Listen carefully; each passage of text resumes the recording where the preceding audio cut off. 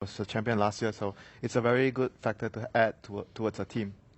Yeah, that's true. Is there any other reason do you think that's concrete that people are kind of putting LGD on a pedestal right The now? young plus old combination. They have new player, which is maybe their mid player, and they have experienced players, which is Xiao and the rest of the 4 players are all very experienced, except for maybe. Yeah, I think that's a really important recipe for success. Yeah, like Arteezy and Puppy, for example, and I like a lot of these teams just have super new players, Sumail and Fear. Yeah. I mean, the mid players are all new. Yeah, Ketchikimba. Huh. Yeah, now that you guys mention it. Yeah, of course you brought up parts of Team Secret. I mean, that's no surprise. Everyone has been talking about Secret for quite some time. But yeah, what about EG? I mean, that's kind of been a contention, especially in the West, right? EG versus Secret, who's eventually going to win out. Recently, Secret's definitely been on top continuously, but EG's had their fair share of success this year. Where do you think EG's going to fare? I think they're pretty much a safe bet for top 8. For top 4, I think they're very likely. And then top 2? It's difficult to say. I think, of course it is. Like that's the easy answer, right? But I would personally say EG. I don't really want to name a top 2 at all. Fair. I'll name a top 4 for me, and then fair enough. Whoever places where is really difficult. I think Secret's going to be there. I think EG will be there. I think Vici Gaming will be there. Okay. And I think Empire will be the 4th one, actually. Ooh. So I don't put LGD up so high. I still think they will definitely make top 8, and I think top 6 probably from my perspective. But I have really high hopes for Empire this year. I think this is going to be their time. Historically I could be horribly wrong, but I do believe they're prepared this time around. Yeah, well, we will get to see 2 Empire matches on the main stream today, so that's got to be pretty exciting for you. So I'll be wrong very early. Yeah, we'll find out. Yeah, but I mean, in general, even at ESL in Frankfurt, people were saying it was a little bit of a surprise Empire couldn't make it through and show up to play, of course, at the main event. But there has been a lot of high expectations for the team, I think, not just from you, but from a lot of people that have been following the team quite well. But again, I think you bring up a good point. Of course, first of all, it's top 16 in the world, like for TI, every time you know it's going to be the top tier of the top tier Dota. And at the same time, we discussed this yesterday, right? 2 weeks of events. It's very different from whether it's a 3-day line event or like a 3-month season event. Teams are going to adapt. They're going to have ample time to adapt for teams that usually don't perhaps do well at kind of the weekend lands, we could say.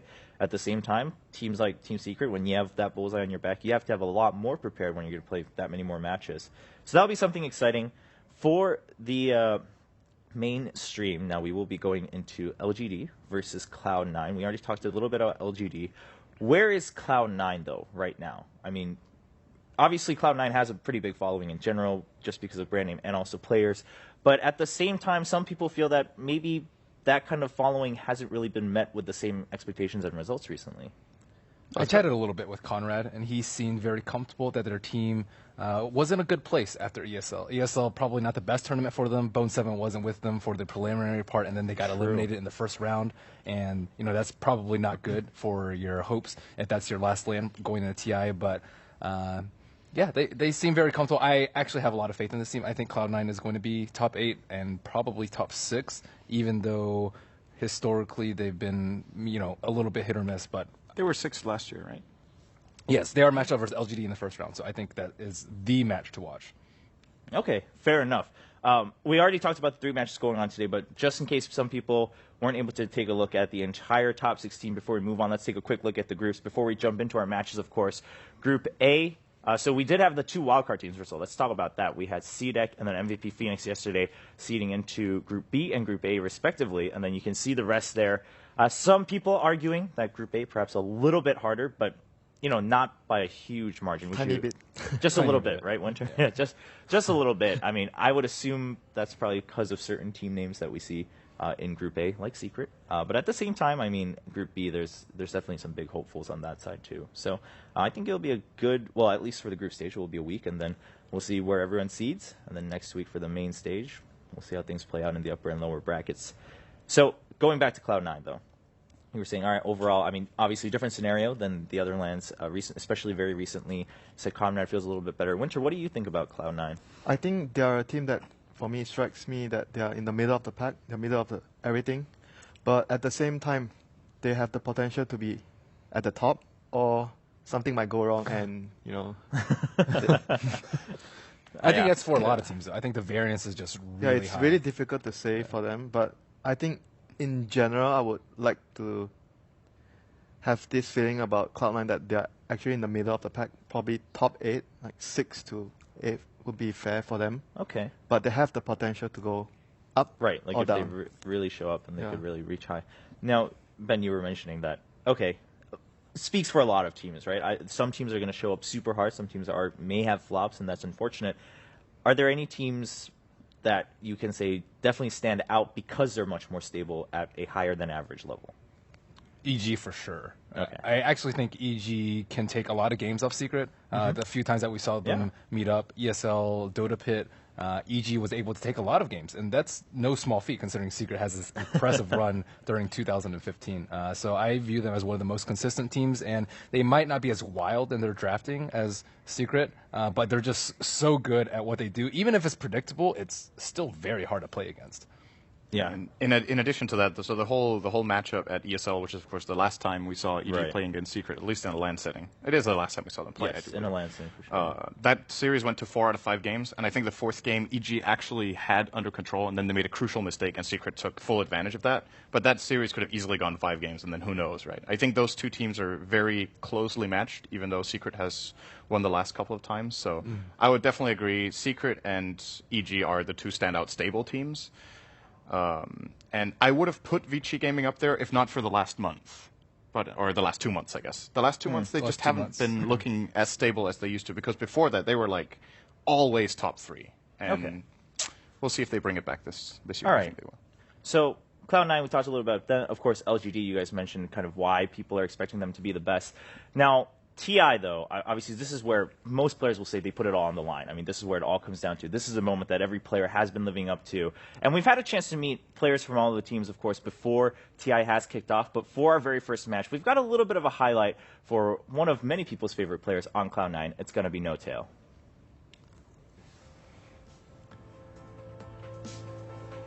Johan started very early as a child, almost just walking. He played Game Boys.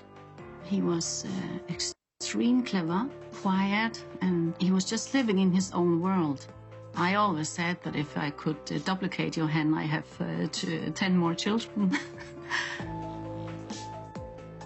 I remember in high school, he found out he wanted to play Dota full-time.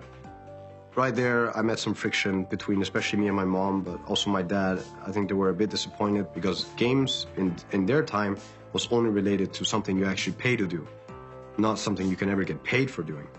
He's very, very talented in the ways of gaming. Like, any game he plays, he's actually really good at. Like, it's actually pretty scary.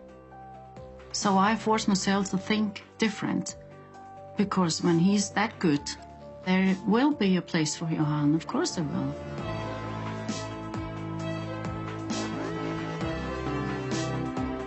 In a game like Dota, you need to have a clear mind to do the right decisions. I admire how calm he is all the time, and he's very good at not only looking at his perspective, but others as well. For all the new players, I'd only suggest that you try to understand other people, try to learn empathy.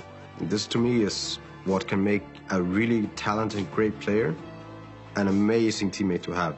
Normal people do have this filter, and they only say what you want to hear, but that's not Johan. You always got the truth when you're around Johan. And he always makes time for me and his family and Pumba. He loves his dog very much. He never get a dog because his father says no. But when Johan was 15 years old, his mother said, now you will have your own dog. My dog, Pumba, he taught me like what I am. In today's world, it's all about presenting yourself to be something that you probably aren't. Like you're not this person that goes to party every weekend, but you want to look like this person. You can't do that kind of facade to a dog. You can't be fake. My biggest inspiration is Cesar Milan, the dog whisperer. A lot of people laugh when I say it because it is kind of a funny nickname that he has. But then again, people laugh at one of my nicknames, so we got that in common. What nickname do people laugh at of yours? Big Daddy. At the moment, I'm being a bit selfish because I put my heart and soul into Dota, and I'm doing it mostly for myself because I feel like I have to be able to achieve my goal. When I picked him up last year after TI, the first thing he told me that I have made my decision. Next year I will be a part of the final. Sorry. He wanted this since he was a little boy, and I'm gonna cry. I just love him so much, and he has to go for his dream, and I'll be there supporting him. Every time you generally just reflect back, then you also ask yourself, is this really important? I think it can be. I think it can be great to have won TI and to have set the goal and to have reached the goal. I think I would be feeling very, very empowered, feeling like I could do anything.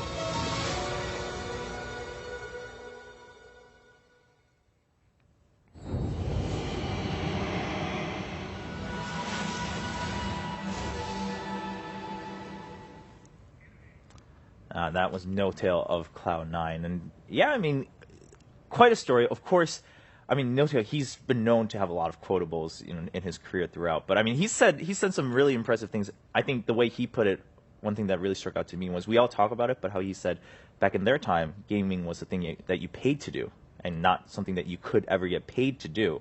But now it has flipped, of course. We do have professionals here at TI being paid, and also, of course, they're playing for, you know, a sizable sum in prize money. But I mean, what did you guys think after that No Tail video? He's, of course, talking about his dog. I mean, he's a likable guy after that video. He's such a good role model. I think the overall vibe that I got from the video is like very happy. Everyone around him is just, you know, very exuberant and relaxed and calm and happy, and that's just a great thing to have in a Dota player. Yeah, absolutely. I mean, Winter, anything strike to you about No Tail's video? Well, you know, when we first started playing, everyone was like walking in this tunnel, and you have no idea when the light is going to come. And that's how we all started. And right now, like in the video mentioned,